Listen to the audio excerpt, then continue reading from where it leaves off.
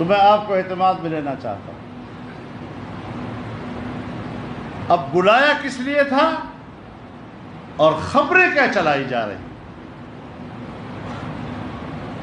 جس طرح کچھ ساتھی آپس میں بیٹھتے ہیں تو ادھر ادھر کی بھی کچھ باتیں ہو جاتی ہیں، غلط ہو صحیح ہو جاتی ہے۔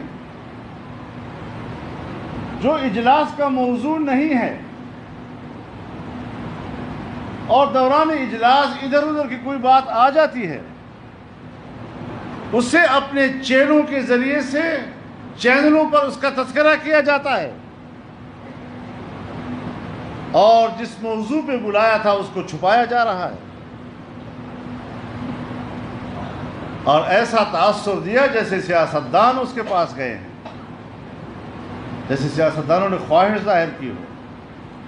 بابا بلایا بھی آپ نے ہے، موضوع بھی آپ نے طے کیا، اور پھر سیاستدانوں نے یہ زبردست مظاہرہ کیا کہ بالاتفاق آپ کی تجویز کو مسترد کر دیا تھا۔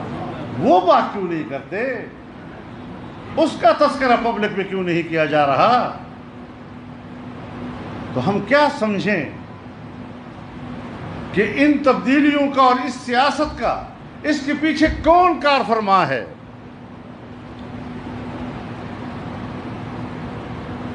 اور ابھی